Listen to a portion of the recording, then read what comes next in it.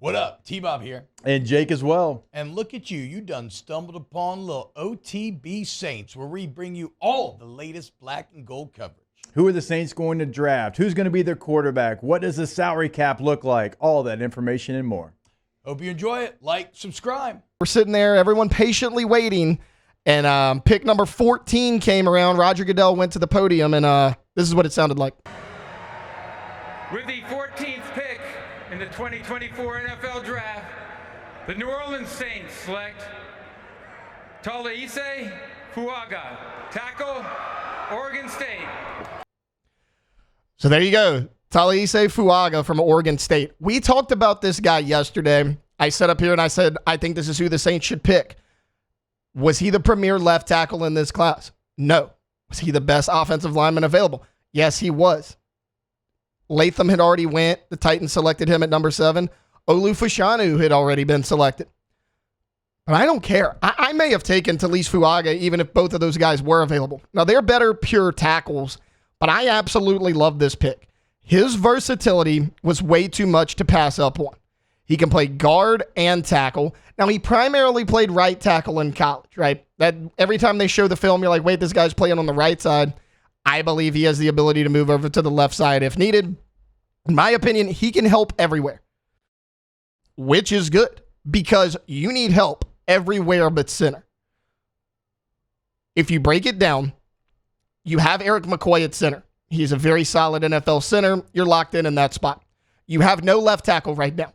A couple years ago, you drafted Trevor Penning to be that guy. He's shown no ability to do it. Now, that may change. He may improve over time, but as of right now, we cannot comfortably sit here and say we are relying on Trevor Penning next year to be a starter on the Saints offensive line.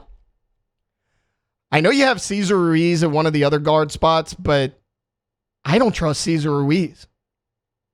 I mean, his inconsistency and his injury history is too much to overlook for me. The other guard spot's wide open. Who would you put there right now? Would you put Udo, the free agent signing you just signed a couple weeks ago? Nick Saldiveri? Again, I still think they bring back Andrus Peat, but he's not under contract right now. You need everything but a center. We know about Ryan Ramczak's injury history. Nick Underhill came on this show last week and said he would not be shocked if Ryan Ramczyk never played for the New Orleans Saints again. That's how bad this knee injury could potentially be. So when you need something everywhere, one pick is not going to solve that. The Saints still need help on the offensive line. Yes, this is not one of those franchise-changing picks, but when you need every position on the offensive line, you draft a guy that can play every position on that offensive line. And we talked about him taking the best tackle available, right? I believe they did that, and it wasn't just the best tackle. I think they took the best O-lineman available, period. He might be the best run blocker in this draft, which is super important. Alvin Kamara's getting older. He's got a lot of wear and tear on that body. He's got a lot of mileage on those tires. The Saints' running game struggled last year. I get it. Derek Carr was not what everyone thought he was going to be. He struggled. Part of that was because of the pass protection, and part of that was his own doing. But the reason the offense looks so bad as a whole is because you didn't have that running game to fall back on, right? Alvin Kamara was pretty inconsistent all year long. His yards per carry was down, one of the lowest we've seen of his entire career. You basically just ran zone, and that was your only play. That's part of the reason you bring in a Clint Kubiak, is to change it up and get some creativity in the running game. And I'm fine with that. I think it was a great hire for an offensive coordinator, but you can only be so creative if your run blocking isn't up to snuff. Trevor Penning was supposed to be that guy in the run game. That was his strength coming in. He's been inconsistent there. Ryan Ramczak's one of your best run blockers, but again, going back to his health, what does his knee look like? Is it going to hold up? I don't know. I certainly have my doubts. If you go watch the Oregon State film of Taliese Fuaga, you'll understand why this is a good pick. If you remember, DJ Uiagalelei, the Clemson transfer, went over to Oregon State.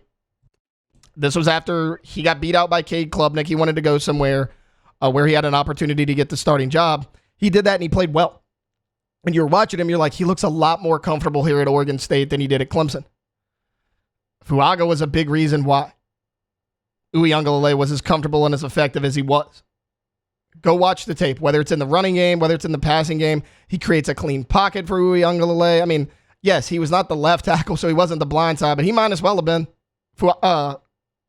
DJU didn't have to look that way too often to see if a pass rusher was coming.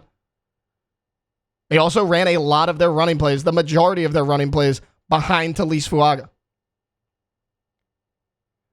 It's one of those picks, you're looking at it on the surface and you're saying, man, we needed a franchise left tackle. I don't see why Fuaga can't be your franchise left tackle first off, but what do you do everywhere? Okay, so let's say they would have taken a left tackle. Let's say that Fashanu would have fallen to him and they would have taken him. Great. Fashanu, then what's the rest of your starting offensive line look like? Cesar Ruiz, don't feel comfortable with that. Eric McCoy, I'm good there. Your other guard spot is completely up for grabs. And then an injured Ryan Ramczyk. Now, I still truly believe that you have to sign pieces in free agency to make this a competent offensive line. But again, with Fuaga's versatility, his ability to play guard and tackle, I think this was too good to pass up on. It's one of those picks that, you know, you're not going to be jumping up and down at, but I think by the end of the season, you will. What did we talk about yesterday? James Hurst's retirement threw a big wrench in all of this. I think that may have ultimately swayed their decision to take Fuaga. Not only was Hurst a swing tackle, meaning he could play both right and left, he was a swing guard. James Hurst started on your offensive line at every position other than center. You lost that guy. No, he wasn't a Pro Bowl caliber player. He was never going to be an all-pro selection, but he was a super solid player for you that started a lot of football games. And whenever someone went down, you knew, hey, we can count on James Hurst to step in and at least be serviceable in that spot. Can that help us win football games? And a lot of times it did. James Hurst was a big key piece of this offensive line, even though he wasn't an everyday starter. Now, Fuaga's going to be an everyday starter, but he's not that dissimilar to James Hurst, right? Hurst was your swing guy coming off from the sidelines. He was your rotational piece. Fuaga can just do that in the starting lineup. Let's say he starts at guard. Okay, let's say he starts at one of the guards and Penning somehow figures it out at left tackle. Don't see that happening, but for hypothetical, that's what we'll go with. And Penning goes down. It's cool. You got a solid guard behind Fuaga. Slide Fuaga over there to left tackle. Put that guard in there. It gives you so much flexibility on the offensive line. Now, you still need a lot of depth. I still think you need another starter on this O-line because I'm not comfortable with the guys you have in the building right now. But you don't have to be as picky as to who you sign. You don't have to be like, oh, we have to go tackle heavy here. We have to go guard heavy here. We're only targeting this guy because he fills a specific need here because of the versatility of Fuaga. Fuaga can be that run-blocking guard. He can be that blindside blocker in the pass protection. He can play right or left side. Heck, he might even be able to play center. I don't know. We've never seen it, but I'm not going to rule it out with his athleticism. And his athleticism at that size, when he hovers around 320 pounds, he's about 6'4". He also has the frame to play guard and tackle. Look, that's just one of the many reasons that I absolutely love this draft pick for the New Orleans Saints. I think it's one of those picks that right now Saints fans are, they're kind of up in the air about. As the season goes along next year, I think more and more people are just going to fall in love with Taliese Fuaga and the decision that the New Orleans Saints made. A lot of people were saying, hey, pass rushers have fallen, right? You had the chance to take the best pass rusher available. Do you take the best pass rusher available, or do you take the third or fourth best offensive tackle? First off, I'm not sure that Taliese Fuaga is the third or fourth best offensive tackle. I view him a little bit higher than that. Secondly, it was a no-brainer. It was a no-brainer before James Hurst, and then when that retirement news came, paired with the inconsistencies of Trevor Penning, paired with the injury history and the concerns with Ryan Ramczyk, will he even play again? We don't know. We'll probably find out more about that as the season goes along, but excellent pick for the New Orleans Saints. I think they nailed it. I think they gave themselves a lot of flexibility in what they do in the later rounds of this draft, as well as free agency.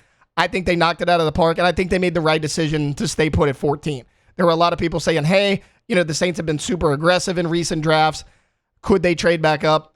I didn't think that was a good idea. I thought a quality player could fall to you at 14, and that's exactly what happened. So if you're a Saints fan, you should be over the moon about this pick here this morning. Wow, just amazing black and gold takes right there, Jake. I don't think I've ever heard any takes that are better than the two guys that just gave you that take. And you can keep getting them by going ahead and liking, subscribing, ringing the bell to get notifications when we post. Have a great day. We'll see you on the next OTB Saints.